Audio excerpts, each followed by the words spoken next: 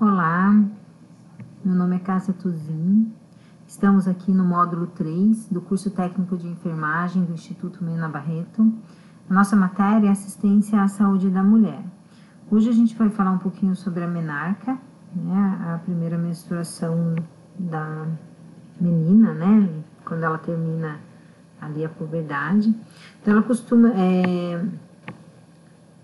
Ela é dado o nome à primeira menstruação da mulher e é uma das últimas fases da puberdade. O primeiro ciclo tende a acontecer entre os 10 e 15 anos, né, podendo variar conforme o estilo de vida, histórico de menstruação das mulheres da família, hábitos alimentares, alterações hormonais, entre outros fatores. Então a gente tem meninas que podem menstruar mais cedo, né, às vezes está ligado a ingesta de alguns tipos de alimentos que pode estar interferindo aí nesse metabolismo ser mais precoce, né? Quando é muito precoce, normalmente precisa da avaliação médica, né? Se está tudo certinho, se tem que intervir em alguma coisa, mas no geral é essa fase que a gente espera que essa menina apresente a primeira menstruação. A primeira menstruação da menina, normalmente, é o corpo dela dizendo que a partir desse momento, né, ela está ovulando, né, está liberando o óvulo, e se ela tiver relação, ela pode engravidar, né. Engravidar, na verdade, seria o processo, o início do processo de função, né, do sistema reprodutor feminino. É como se fosse o amadurecimento dele, né? Então, costuma ser associada à feminilidade e à fertilidade, por isso o início da menstruação em algumas culturas é cercado por tabus e significados que impactam a vida das mulheres. No geral, assim, a maioria das famílias, elas têm um pouquinho de tabu mesmo relacionado a isso, de conversar. A maioria das meninas, quando a gente vai conversar, elas relatam que a mãe não comentou nada, não falou nada, que quando recebeu informação, recebeu as informações ou na escola ou em grupos de adolescente de educação em saúde que a gente promove nas unidades, né? Então é importante que a gente trabalhe essa educação em saúde ou visitando as escolas, né? Nesse período em que as meninas estão ali entrando no ensino fundamental, que é o processo, onde há o processo dessa transição, né, de mudança no corpo dessas meninas, para a gente poder tirar algumas dúvidas, né, delas e orientar questões relacionadas à saúde e higiene pessoal delas nessa fase, o que fazer, como fazer.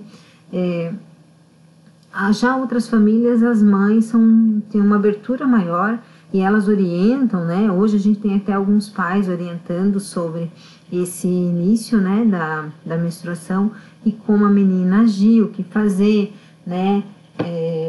Ou avisar para que eles auxiliem ela, né? Mas assim, na grande maioria, o que a gente percebe nessa conversa com as meninas é que pela família é mais difícil essa conversa. Então é como se fosse uma coisa que não se falasse, como se eles não percebessem que isso fosse acontecer. E é claro que a mãe começa a ver o desenvolvimento da criança, começa a ver algumas alterações ali no corpo, fisiológicas mesmo, que está acontecendo, e ela poderia nesse momento conversar com essa menina, mas não fala nada, né? Então essa menina, ela fica cheia de dúvidas, e às vezes quando eles vão procurar suprir essas dúvidas com um colega, assim, acabam tendo informações erradas em relação a essa primeira menstruação, tá? No geral, é o início da fertilidade mesmo, do sistema reprodutivo dessa menina. Então, pode vir mais cedo, com 10, 11, 12, 13 anos, né? Ou um pouquinho mais tarde, lá como 14, 15 anos. Normalmente, às vezes, essas meninas até já um pouquinho de ansiedade, porque os colegas já tiveram a primeira menstruação e elas não, né? Mas, no geral, vai depender muito da característica individual de cada menina. Daí a gente tem também, fazendo parte desse processo, a menopausa, né? Que daí é o marco de última menstruação dessa mulher, né? Então tem a menarca, que é a primeira, e a menopausa, que é a última. e o processo do climatério, que é o processo em que a mulher passa por essa transição, né, de mudanças no organismo. Então, a menopausa é o termo utilizado para a última menstruação da mulher, que ocorre no período do climatério. Mas só vai ser considerada menopausa quando essa mulher parar de menstruar por um ano. Tá? Às vezes ela tem alguns meses ausência de menstruação em que ela acha que entrou na menopausa. Então ela fica lá, para a menstruação, não vem um mês, não vem 2, não vem 3, não vem 4 meses, 5, não veio a menstruação. Aí no 6º mês vem. E daí a gente não considera menopausa ainda. Só vai ser considerado quando passou de um ano, né? Você pergunta, quando foi sua última menstruação? Ah, faz mais de um ano, faz uns 2 anos. Então, daí a gente considera a menopausa, tá? Antes disso, ela ainda está em processo ali de pré-menopausa. A gente pode ter essas alterações. Já o climatério, ele é um período que abrange toda a fase em que os hormônios produzidos pelos ovários, né, o estrogênio e a progesterona, vão progressivamente deixando de ser produzidos, incluindo, portanto, a transição entre as fases reprodutiva e não reprodutiva da vida da mulher, e abrange o período de pré-menopausa, e o evento da menopausa e da pós-menopausa. Então, a questão da mulher, né, de menstruação, primeira menstruação me indica que essa mulher já está pronta para a reprodução, né, independente da fase. Então uma menina com 10 anos que está menstruando, ela pode engravidar? Pode, tá? É adequado? Claro que não. Mas está me indicando que ela já está ovulando, né? Já na fase não reprodutiva, quer dizer, da menopausa, né? Ou pré-menopausa, a gente já começa, claro que na pré-menopausa ela já começa a ter essas alterações, né? É mais difícil essa mulher engravidar, mas não quer dizer que ela não vai engravidar. Tem muitas mulheres que não se cuidam nesse período, achando que ela não vai engravidar, mas ela ainda não entrou na menopausa, então ela ainda pode estar ovulando. Então ainda ela pode engravidar. Então acontece muitas vezes as mulheres já numa faixa etária 45, né, anos, 40, 45 anos, em que elas acabam engravidando, né, inesperadamente, porque deixaram de fazer algum método de barreira, ou fazer um anticoncepcional, achando que não iriam mais engravidar, e acabam engravidando. Então, a questão da menstruação, toda aquela alteração hormonal que a gente falou, né, liberação de hormônio, que ele vai fazer o quê? Vai fazer com que haja um amadurecimento do óvulo para ser liberado e tal. A gente já tem essa questão relacionada à reprodução. Então, começa a ter no climatério algumas alterações, diminuição, né, menos quantidade, só que mesmo assim eles estão funcionando, tá? Só que a ausência desses hormônios também causa alguns efeitos no corpo da mulher, né? Começa a ter algumas alterações fisiológicas, né, de metabolismo que a gente vai estar percebendo durante os slides, né? Então, veja lá, uma série de manifestações ocorrem, né, no corpo dessa mulher. Então, edema no corpo e mamas, né? A cefaleia, né, que é a dor de cabeça, enxaquecas intensas, alteração do humor, ela muitas vezes, né, o que é relatado é uma irritabilidade mais frequente e mais fácil, né? Irregularidades do ciclo menstrual, como eu falei, às vezes passa 2, 3 meses sem menstruar e depois vem novamente a menstruação, então há uma irregularidade. Às vezes o período que era de 28 dias fica mais curto ou ela tem sangramento em maior quantidade. Então, são várias as alterações, né? Com menstruação em períodos mais prolongados, até finalizar os episódios menstruais. Então, ela começa a ter essas alterações, né? Muitas vezes até relacionada mesmo a entrar nessa menopausa, né? Ou muitas vezes ela começa também a ter... ela começa a deixar de ter a utilização também do hormônio e tudo isso vai entrando na irregularidade também, tá? Então, assim, ela tem que ter esse período mais longo, né, sem menstruar para entrar na menopausa. Então, tem que ver se ela tá tomando algum anticoncepcional. Parou, é claro que vai vir irregularidades, né? Agora, se ela não tá tomando nada, já começou a ter alterações, aí a gente vai só acompanhar para ver quando realmente que ela vai entrar na menopausa, né? Que daí cessa totalmente a produção de alguns hormônios e ela para de fazer ao ter o período fértil e ter a liberação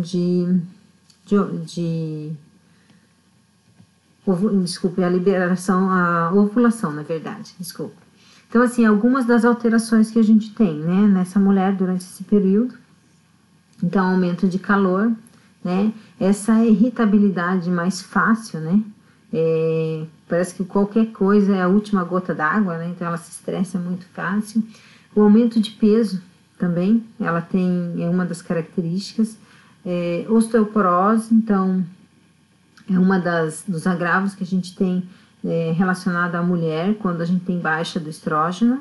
Lapsos de memória, né? Então, assim, começam aquelas perdas de memórias mais frequentes, né? Esquece uma coisa ou outra, também está ligada aos hormônios. A secura vaginal, né? Então, essa mulher, a mulher em si, ela tem que ter uma umidade vaginal. Essa umidade vaginal favorece ali tanto a não entrada de micro-organismos, né, que possa fazer alguma doença, alguma patologia nessa mulher. Também a favorece durante a relação sexual para que ela não sinta dor. Então, essa secura vaginal, né, acaba trazendo um pouco de transtorno também para a mulher e muitas vezes dificuldade na relação sexual. A gente tem que estar orientando ela o que ela pode estar utilizando para ajudar ela nesse período, né? A insônia também é uma característica, a fadiga, diminuição do libido, né, que também está ligado a essa redução de hormônios, dor de cabeça, depressão muitas vezes e ansiedade, tá? O que a gente mais vê elas relatando, né, assim, que mais incomoda mais elas, num geral, é o calor, o aumento do calor. Não são todas que têm essa alteração tão intensa do calor, mas na sua grande maioria elas relatam esse calorão, né? Já outras coisas passam despercebidas, essa irritabilidade, muitas vezes quem percebe é quem está à volta, né? O aumento de peso é uma característica, né? Assim, ela começa a aumentar de peso e ela muitas vezes fala, não sei o que fazer para emagrecer e tal, ela não liga à fase que ela está, mas a gente sabe que está relacionado. E a mesma coisa, lapsos de memória, muitas vezes ela passa despercebido. A secura vaginal é uma queixa dentro do consultório que elas relatam bastante, porque é um espaço mais reservado e elas têm essa questão relacionada ao parceiro, a queixa do parceiro, porque daí tem a diminuição de libido, tem a secura vaginal, já começa a ter um pouco de dificuldade nessa relação sexual, então elas procuram essa orientação. Então no consultório elas não são de falar muitas vezes ali abertamente, mas na consulta, no consultório elas acabam relatando, tá? E as outras que passam também ali mais despercebidas, né? Elas não relacionam com o período, elas relacionam com outras coisas, o cansaço, a fadiga, a própria depressão, né, elas acabam relacionando com o dia a dia. Mas a gente tem que entender, se ela está nesse período de transição, ela pode estar apresentando tudo isso, né, e a gente pode estar ajudando com orientações, né, não farmacológicas, algumas coisas que podem favorecer essa mulher nesse período. Outros momentos vai ter que entrar, né, dá para agendar consulta para o médico entrar com as terapias farmacológicas também, né, depende da necessidade dessa mulher. Aí algumas alterações fisiológicas, né, no curto prazo, calor, alterações de humor, né, irritação, depressão, tontura, cefaleia, a baixa do libido. A médio prazo, além da diminuição do desejo sexual, pode ocorrer também atrofia urogenital, com o afinamento e o ressecamento da mucosa que reveste a vagina, causando em muitos casos dor durante o sexo, né? Por ela não saber disso, muitas vezes ela acaba evitando o parceiro, né? Então há casos em que a mulher durante esse período de transição ela tem essa dificuldade no relacionamento, né? Em alguns casos até há, nesse momento, a separação do casal, né? Hoje é menos, né? Antigamente era mais, né? Mas hoje é menos porque dá pra gente reverter isso com orientações e ela ter uma vida de qualidade mesmo nesse período, né?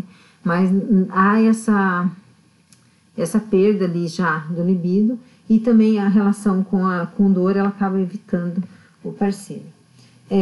A longo prazo, pode haver uma maior propensão à osteoporose e às doenças cardiovasculares, né? Então, esse hormônio, o estrogênio, ele acaba sendo responsável por várias características do corpo da mulher, como a voz, a textura do cabelo, a pele, né, a parte óssea, né, até a própria sistema vascular dessa mulher. E quando ele reduz, ele acaba tendo várias alterações. Alterações de voz, a voz às vezes fica um pouco mais rouca, o cabelo mais fino, a pele, né, ela perde aquela textura mais aveludada. É tudo relacionado aos hormônios. E daí, junto com isso, também tem a perda de material ósseo, né? Os ossos ficam mais fracos, e as doenças relacionadas ao sistema vascular, então as cardiovasculares, né? Então, a gente tem que ter um olhar mais direcionado para essa mulher na fase de menopausa. A gente tem o risco de queda, né? Porque se ela cair, ela pode fazer uma fratura com maior facilidade, né? Então, assim, algumas alimentações também ajudam na reposição desse cálcio. Então, sempre ela vai ter que fazer exames de acompanhamento para ver como que tá a calcificação dos ossos, né? Se tiver muito fraco, tiver alguma osteopenia, dependendo do grau da osteopenia, ela vai ter que entrar com a reposição de cálcio, mas o cálcio sozinho o organismo não metaboliza só tomando cálcio. Ela tem que fazer atividade, tem que produzir, né, energia nesse organismo para que ele consiga metabolizar esse cálcio. Então aí a gente vai ter que estar trabalhando nessa fase. Orientação, né? Claro que da nossa parte vai ser de exercício físico, né? Claro que dentro do limite dessa pessoa que ela conseguir, mas o exercício físico ele vai ajudar tanto na metabolização do cálcio através dos alimentos que essa mulher ingere, ou da reposição, se for indicada pelo médico, como do fortalecimento da musculatura que envolve os ossos, né? Que os ossos não se mantêm em pé sozinhos, eles têm que estar revestidos pela musculatura, que vai ajudar ele se sustentar. Então, quanto mais forte for essa musculatura dessa mulher, mais ela vai conseguir ser ativa e independente nas atividades dela, menos risco de queda, né? Porque a gente falou sobre tontura, a gente falou sobre vários fatores que podem gerar o desequilíbrio dessa mulher. Agora, quando a musculatura está mais rígida, mais forte, né, fortalecida, ela consegue sustentar melhor esse corpo e evita acidentes assim mais grave como as quedas, né, e as fraturas, tá? Então, são várias orientações da equipe de enfermagem, vários olhares diferentes, relatando para ela sobre os benefícios que trazem, né, tanto, veja, nessa fase, na osteoporose, quanto no sistema cardiovascular, vai favorecer, né, na circulação dela também, o exercício físico. Então é muito importante, tá, essa mulher, ela ter essas orientações, que a gente vai ter ali já menos agravo, né, nessa fase, e menos riscos do comprometimento do estado de autonomia dessa mulher, né? Então, quanto maior autonomia ela tiver, melhor qualidade de vida ela vai ter, tá? Então, em todas as fases, né, dessas alterações, a gente tem as orientações de enfermagem, que a gente tem que estar direcionada para aquele momento que ela está passando, e sempre pensando na prevenção, em promover saúde para ela, né? Então, para que tenha menos comprometimento ou agravos no futuro. Então, aqui, né, o que a menopausa causa? Diminuição da firmeza dos seios, né? A gente costuma dizer que daí há uma flacidez, né? E começa a ter a flacidez dessa muscular, né? Então tem essa queda, né, das mamas, aumento dos riscos de problemas cardíacos, como a gente já falou, o risco de osteoporose. Então, quanto mais furadinho, assim, mais espaçado tiver esses buraquinhos, maior risco de fratura essa mulher vai ter no caso de queda, né? Então, é feito a densitometria óssea, né? Um exame que é feito nessa mulher, para ver como que tá. Normalmente eles avaliam essa região mesmo de fêmur, tá? Onde tem ali o acetábulo e o fêmur, eles avaliam como que tá essa região óssea e se tiver o nome chamado, que eu já falei, a osteopenia, né? Então, vai depender de como está para saber o nível dessa osteopenia, né? E normalmente, essa mulher vai ter essa presença dessa osteopenia na menopausa, tá? Algumas mulheres fazem uma osteopenia precoce, mas devido a alguns fatores relacionados a problemas renais, a problemas de alimentação, então tem que ser avaliado. A maior frequência que a gente tem é da osteopenia, né, que ela precede a osteoporose nessa fase, tá? Então já dá pra gente corrigir com as intervenções que eu já falei, antes dessa mulher chegar na osteoporose. Então, o que precede a osteoporose? A osteopenia. Então, com o exame, esse exame normalmente é solicitado a partir de 40, 45 anos, né? Depende da ginecologista. Ela acaba fazendo essa avaliação para ver se tiver alguma alteração, se pode corrigir. E da nossa parte, né? Vai ser sempre as orientações relacionadas ali a melhorar a qualidade de vida dessa mulher. Aqui também na região, né, do útero, aumento dos riscos de infecções vaginais. Como eu falei para vocês, essa região do canal vaginal, ela é úmida, lubrificada, né? Algumas vezes a mulher, algumas não, a maior frequência as queixas delas está relacionada a essa umidade, esse corrimento, né? Muitas vezes elas reclamam que estão com corrimento, você vai fazer a avaliação, ou às vezes até numa conversa você já consegue verificar que na verdade, é fisiológico, né? Essa secreção que ela está apresentando ali é fisiológico. Então, ela tem isso como, fisiologicamente, como proteção, como eu já falei, para evitar que outros tipos de micro-organismos entrem, né? Então, assim, se algum micro-organismo entrar na parede, tá úmido e a tendência é que escorra para baixo, né? Pela própria gravidade que sai. Então, às vezes a calcinha fica um pouquinho mais úmida, né? Mas, assim, é normal, né? O que a gente vai ter de alteração nesse local? A gente vai ter, assim, se essa secreção tiver com coloração diferente, tiver com mau cheiro ou tiver causando algum desconforto, como coceira, né? A gente fala prurido, mas seria coceira ali no local, edema de tanto coçar. E isso está gerando desconforto, então quer dizer que eu tenho alguma coisa patológica ali. Já nessa fase da menopausa, a mulher não tem essa umidade, ela começa a perder, né? A gente fala na secura vaginal. Então, o que tinha de proteção, que seria essa umidade, né? Essa secreção, a mulher já não tem. Então, daí, se tiver algum micro-organismo que entre ali, ele pode estar se instalando e fazendo infecção com maior facilidade, tá? A gente tem que cuidar também na hora de fazer o preventivo nessa mulher, porque na hora da introdução do espéculo, né, ela não tem a lubrificação e pode machucar. Então, em alguns casos, em alguns locais, os médicos ou os enfermeiros acabam utilizando um tipo de óleo mineral para poder introduzir, né, o espéculo sem machucar. Outros momentos, em outros locais também, só o soro fisiológico, porque o soro fisiológico ele não altera nenhuma questão ali da região da mucosa para ter alteração na coleta do nosso preventivo, certo? A gente também tem a perda da elasticidade da pele, né? Então a pele da mulher ela começa a perder essa elasticidade, começa a ficar mais ressecada, né? E também temos mudanças de humor e irritabilidade, né? Então essa mulher se irrita com uma frequência muito maior, né? Então, a partir do momento que ela entende o que está acontecendo, né? Que muitas vezes não é falado para ela que ela vai estar passando por esse período, e daí dificulta um pouquinho a relação dela, né? Com a família em geral. Então, o ideal é que a gente, no acompanhamento dessa mulher percebendo esse início, né?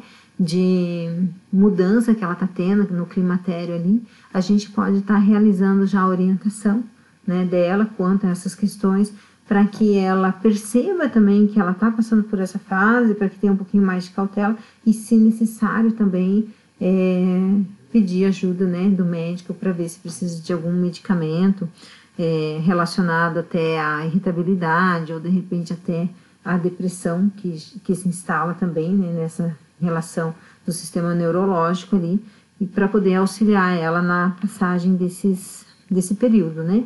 É um período que ela está passando, assim como todos os outros a gente ajudou.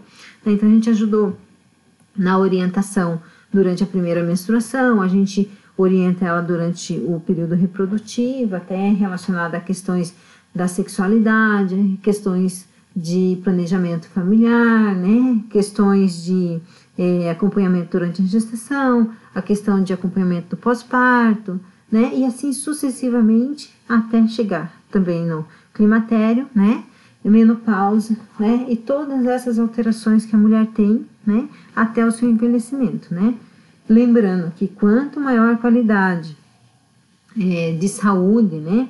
Essa mulher chegar nessa fase, melhor vai ser o envelhecimento dela, com maior qualidade, né? E autonomia, né? Que é o mais importante. Certo, pessoal? Hoje, então, é isso, né? Falamos pouquinho hoje, mas se tiverem alguma dúvida aí, a gente pode estar conversando, né? Então, anotem as dúvidas e a gente vai estar tirando todas elas daí no chat, tá bom? Boa noite.